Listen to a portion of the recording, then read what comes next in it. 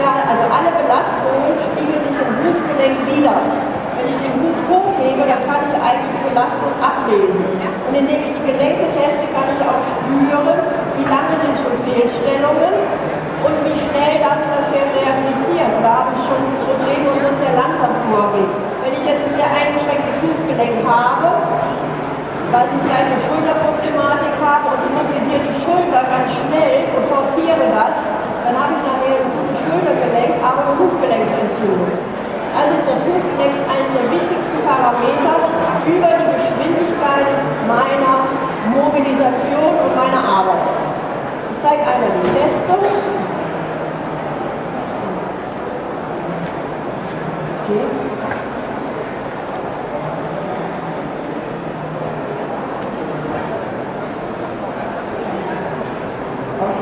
Und da könnte Amy laufen, das ist super. Das nächste wichtige Gelenk ist das Fesselgelenk. Fesselgelenk ist auch immer so ein Knackpunkt. Das Fesselgelenk muss mobil sein, um die Stöße abzufedern und stabil zu halten. Und das Fesselgelenk erzählt mir auch, ob das Pferd schon verbrauchend trainiert wurde.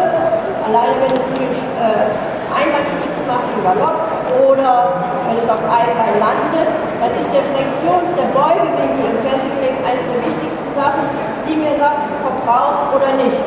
So wie eine Galle. Es wird immer gesagt, Galle ist ein Schönheitsfehler. Galle ist einmal mindestens eine verbrauchende Situation gewesen beim Pferd. Das Fesselgelenk, wir testen es immer im Seitenvergleich.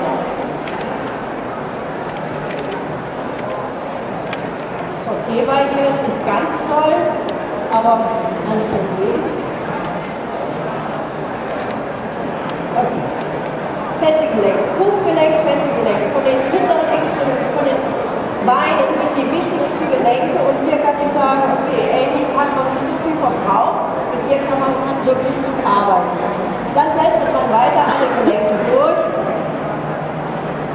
Wir haben das Karpalgelenk, allen Knochen wird durchgetestet, Ellenbogengelenk, auch Beweglichkeit, ich achte immer darauf, dass der enge Budi dabei, Schultergelenk, alle Richtungen und Schulterblattbewegung.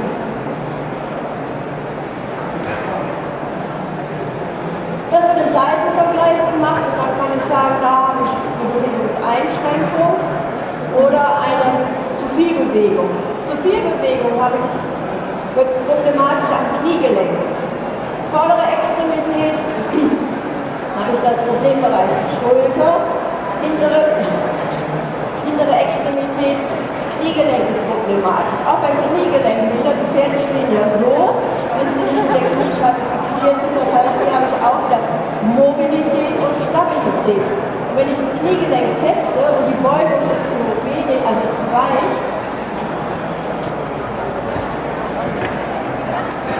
und das jetzt zu spielerisch geht, dann weiß ich auch hier, muss das Pferd muskulär auftrainiert werden.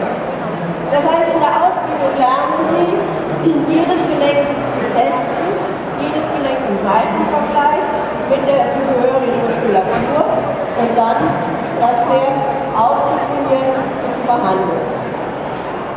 Kreuz-Darm-Beingelenk natürlich wird auch getestet, wird auch unterrichtet bei uns. Aber dann würde ich bei der Bewegung sehen. Eine andere Sache ist, das Pferd kann uns nicht sagen, was ihm wehtut. Wir können im Schritt aber Bewegungsstörungen erkennen, die gar nicht erst in eine Lahmheit übergehen. Das heißt, wir lassen uns die Pferde im Schritt vorführen und dann nur an der Longe. Und an der Longe ohne jegliche Beizäumung, um zu sehen, wie gebraucht das Pferd sich denn alleine, wenn es nicht gestört wird durch den Reiter. Wie setzt es den Hals ein? Wie ist die Gangmechanik? Und vor allen Dingen, wie ist die Rückenstabilität? Weil die meisten wollen ja ihr Pferd reiten. Und da muss ich sehen, kann der Rücken überhaupt den Reiter tragen? Hier im Schritt sieht das ganz schön aus, dann machen wir mal Übergang Kraft. So, dann lassen wir jetzt mal den Emi löschen. Achten mal darauf, ob der Rücken stabil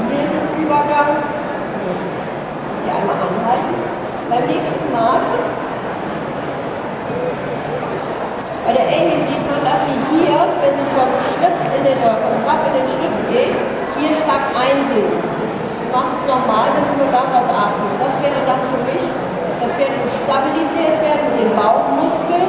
Der Reiter wurde von mir angehalten, in den Übergängen leicht zu sitzen, bei der Parade nicht einzusitzen, sondern sich nach vorne zu geben, um dem Pferd den Rücken frei zu machen, denn sonst haben die arme Amy Übergang tut weh. Okay.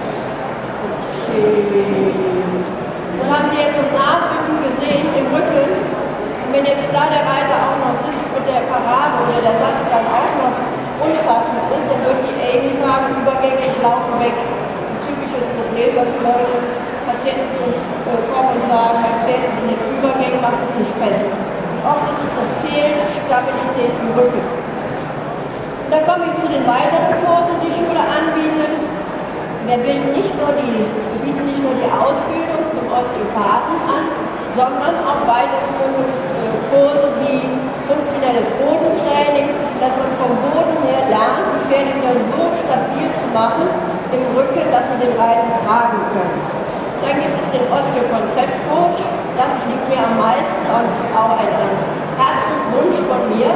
Das ist eine Weiterbildung für Trainer und Ausbilder, um Muskulatur zu erkennen, um Exterieurbeurteilungen zu machen, verbrauchen oder nicht, und dass der Trainer verbrauchende Muster am Pferd erkennt und auch schon korrigiert.